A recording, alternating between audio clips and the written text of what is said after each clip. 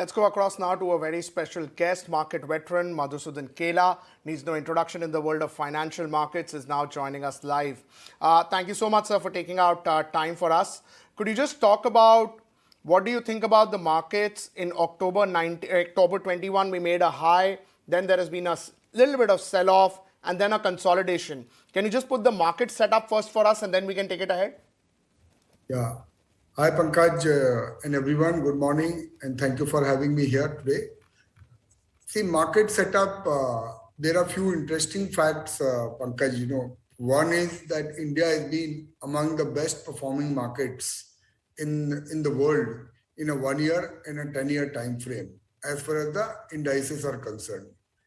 Second, of course, this lingering worry about inflation, interest rate, the geopolitical issues which have been around has been there now for some time. And on the broader market, we have seen a far bigger correction than what we have seen on the indices.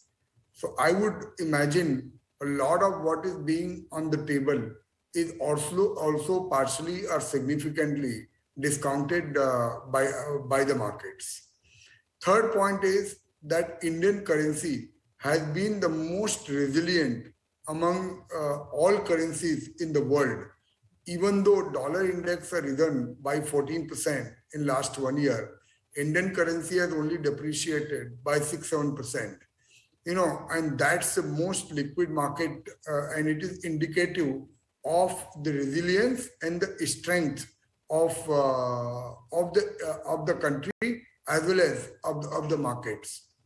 Fourth point, Pankaj, is this all has happened after we have seen unprecedented amount of FII outflow from the country.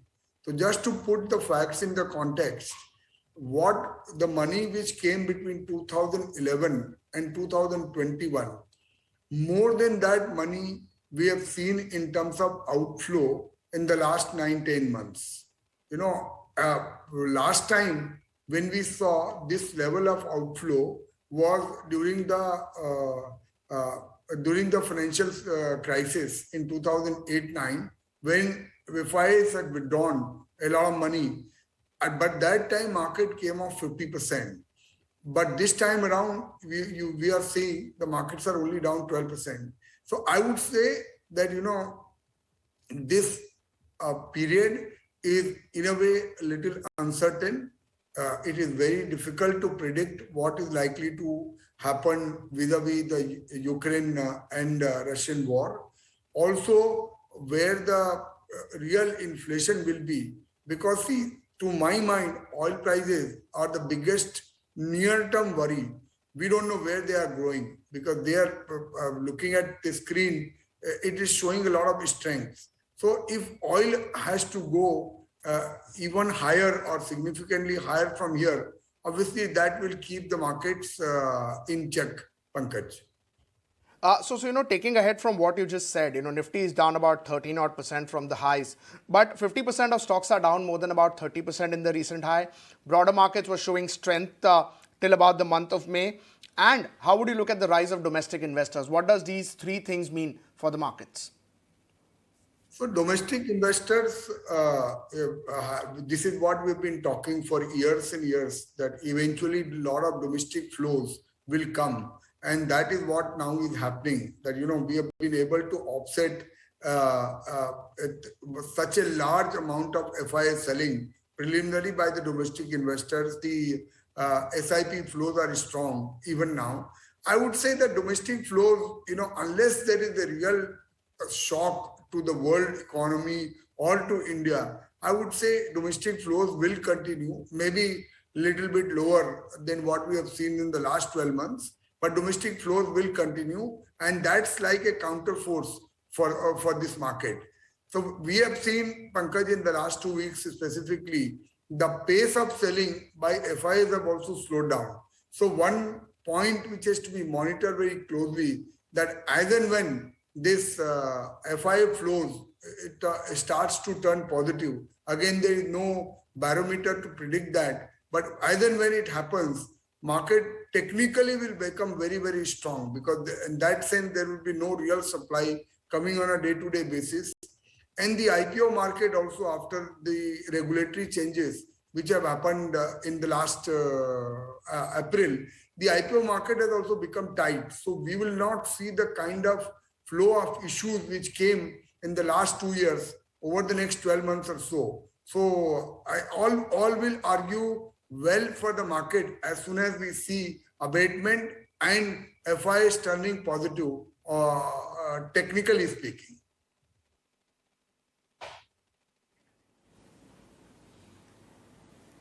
Good morning, Mr. Kela. This is Nayantara Rai also joining in on the conversation. So that's the market construct, the setup, as far as you're talking about, and pointing out how the velocity of the sell-off by the FIs has been reined in. From everything that you're saying, India is still sounding like a very, very attractive destination. You've talked about how it has done better than many other stock market geographies as well. So building on that, for our viewers, what is your assessment? Is the bull run market very much intact? Is this the start of a bear market? Is this a bear market rally, what we have been seeing? No, it's not a bear market rally, Nayantara. Good morning to you. I think we have had a very strong market since the COVID 2020 March. You know, the index was 7,500 and we hit 18,500 in matter of 1.5 years. It's a very strong bull market, I would say. I would say if I take a medium long-term perspective, this is a correction in a bull market. You know, in some sectors or some stocks, you can argue that there is resemblance of bear market, but on a broader market, I would say it is a correction of the bull market rally. So Nayantara, yes, just for your viewers, you know, the way I am thinking that there are so many variables which are there, basically, and it is impossible to predict precisely which variable will move where. One reality is that Indian balance sheets, Indian corporates, and the household balance sheet in my 30-year career have not looked stronger than where they are today. Most of the companies have wiped out their debt. A lot of the companies have reported record profits in 2022, even if we assume some moderation. So the best strategy in my view is to buy strong companies using this volatility, spread it over the next 3 to 6 months. Again, it is impossible to pinpoint that this is the bottom of individual stocks. So if you construct a portfolio of, let's say, whatever 10, 15, 20 companies which you like, in my wisdom, it is wise to invest gradually over the next 3-6 months, because a lot of these factors, you know, whether it is war or oil price, as it is being suggested by the history, is not going to be here permanently. And once these worries go away from the market, it is very, very difficult to get these quality companies at these valuations. So that is what we are doing, and that is what I will advise people who are watching me.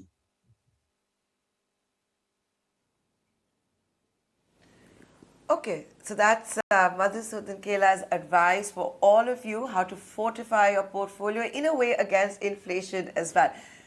Mr. Kela, banks are usually seen as a great way to fortify a portfolio against inflation, right? Our banks' balance sheets, the cleanup that has happened, can't remember the last time when banks' balance sheet looked this good. Private sector lenders as well as public sector lenders. Is being seen as the best proxy also for the capex cycle that is going up from the central exchequer and the private sector. But why aren't the bank stocks moving up the way all of you thought they would? It's just not keeping pace with the Nifty either. Why this underperformance in the banking sector? And therefore, could you say this is also a large opportunity to play on? Yeah, it's a very good observation, Nantara. I think banks have seen a very significant cleanup. Just to add to the point which you said, between 2015 and 2022, we have seen provisions of 12 lakh crores by only public sector banks. This is absolutely unprecedented as compared with any historical moment that this large amount of provision and cleanup has happened from the banking sector. Similarly, we have seen a lot of private sector banks also clean up their balance sheets. So bank balance sheets are very strong. The provision coverage ratios are very good. Then there are two reasons for their non-performance. A, we saw unprecedented amount of money being raised by these banks in COVID time, and that was being raised roughly maybe half the value of where even the banks are trading today. Some cases 40-50%, some cases half, right? So that technical supply is still around. Second, as I said, there is still this lingering worry about where this geopolitical scenario will go, where inflation will be, where CPI inflation will be, and that is what is keeping banks' stocks in check. But as stated earlier, I would definitely be a buyer of banks and financial services companies over the next 3 to 6 months. And this is one sector, in my view, should do reasonably well over a 3-year time frame. Good morning, Madhu. And while it is a good morning, we would have liked it even better if you were with us here in our studios. Avan joining in, but unfortunately, we're taking all precautions as we are seeing a spike in COVID cases. But the next time, we'll hold you to it and have you in our studios. Now, you spoke about banks, but let's understand what the outlook is when it comes to the auto sector. Do you believe that the worst is over in terms of the demand side and supply side issues? Because even when we've been interacting with corporates, they are talking about a number of issues, be it on the global front, back home supply side issues, etc., that will continue to persist for some time now.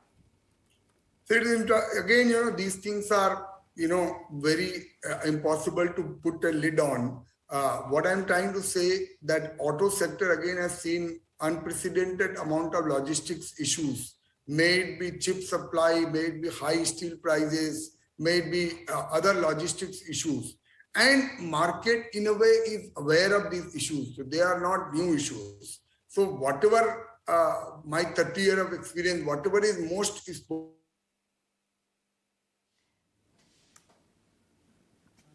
Okay. Madhu, what's the outlook when it comes to Midcap Pharma as well? How are you looking at the overall allocation in the portfolio to Midcap Pharma companies? Would you be concerned whatsoever when... A huge order backlog. So I feel again, it is a good time to buy select auto and auto ancillary companies. We are more positive on auto ancillary companies because they are cheaper and they will have the maximum operating leverage once the cycle turns around. Madhu, you are always known to do some analysis for sectors, and one of the famous analysis that you always do is that a sector market cap is equal to, say, the top 2 companies, top 3 companies in another sector. I remember you saying that for hotel industry. I remember you saying that for various other sectors in the past. Right now, which are the sectors where you see market cap is completely beaten down versus the sort of asset values that those sectors generate? Or say for the last 10 years, those sectors have not been in focus and some of the other sectors are now looking extremely expensive versus them? Yeah, great question, Pankaj. I think this is one tool which we use to identify sectors and the themes. So 2 things which stands out today are one is this EPC companies. So we made a total of all EPC companies except Larsen & Toubro. Their cumulative total market capitalization is 75,000 crores. Now, if we have to build a $1 trillion infrastructure, forget in 3 years, even in 5 or 7 years, ultimately these companies are the ones which are going to build it. These companies have not made any stock market return in the last 10, 12 years. Their balance sheets have been stretched. But when we look at individual company by company, we find a lot of comfort that a lot of course correction has happened and the absolute market cap is way below where it should be of all these companies put together. Just again to put things in context, the market capitalization of Nykaa is far bigger than all of these companies put together. I'll repeat again, the market capitalization of Nykaa is far bigger than all of these companies put together. So this is one instance we see. The other, again, glaring instance is public sector banks. Compared to the size of their balance sheet, compared to size of their operating profits, and compared to the size of a significant role which they play in economy and their market share, their absolute market cap is way below where it should be. Right. Madhu, also one point about EPC companies, about asset-heavy companies. You think in the last 10 years, people have completely focused on only free cash flow? You think time has also come to, look at companies which are asset-heavy and value the asset that way? I mean, we've seen metals getting re-rated the way it is. They are very extremely high manufacturing companies. You see that such companies which own assets will do well in a rising rate environment? Pankaj, the EPC companies are not asset heavy. They are essentially, in a way, asset light because they are only executing. Most of these companies don't own assets. However, because of the backlog and the government non-payment of money, they had accumulated a lot of debt in the last few years, and some of these companies had seen unrelated diversification. We have seen a lot of course correction by individual companies. So we clearly see opportunities in this specific area. We are talking a lot about rates, Pankaj. I just want to put things in perspective.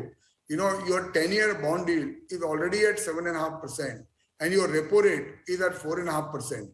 This already is and similar is the situation in the US, wherein your 10-year yield is roughly 10%. And your Fed rate is 1.5%. So anyway, markets are indicating that few rate hikes are there in the offing, right? So it is not that markets are not aware of that. Now we need new data points, which is, let's say if oil goes to $150, again, situations will change and the rates could move higher than where they are, both the 10-year bond yield and as well as the repo rate. But as things stand today, markets have discounted that there will be rate hikes which will come over the next 1 or 2 quarters.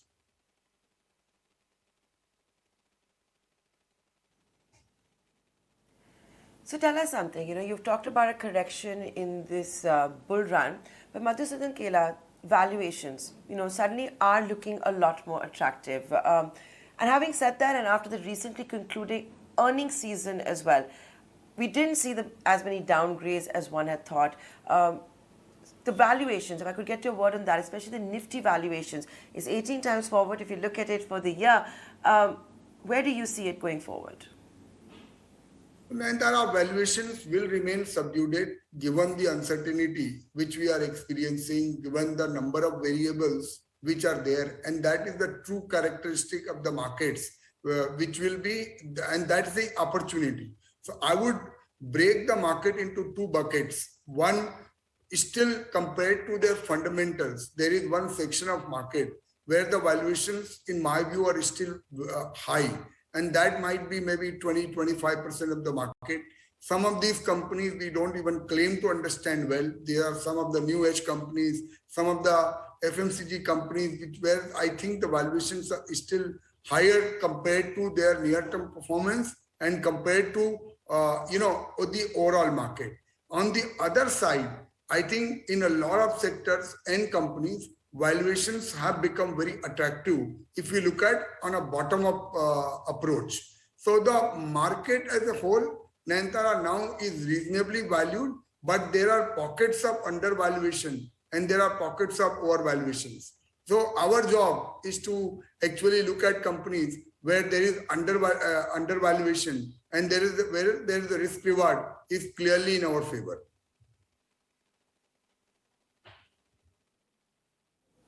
Before we let you go, Madhusudan Kela, I have to ask you about the IT sector at large. You've seen correction of what, 20 to 50%. Do you think IT will end this year once again at numero uno? I know you're very bullish on banks, and this is something we've been asking all of our guests. IT versus banks. My bet will be banks will do better than IT sector, even though there will be selective opportunities because the medium longer term theme in the IT sector still remains very strong. The demand will remain very, very strong. But let's keep in mind that in case there are these recession worry grows in developed markets, specifically Europe and America, that will hurt somewhat sentiment of the IT sector. So keeping all of that in mind, my bet will be bigger on banks as things stand today. Before I go, I just want to say that, we spoke very honestly and frankly about a lot of sectors, companies. Viewers must consult their own investment advisor before acting on this conversation. Point taken. And Madhu, pleasure as always interacting with you. Thank you for giving our viewers an in-depth insight into your outlook on the equity markets, your insights, and of course your pearls of wisdom as we describe it.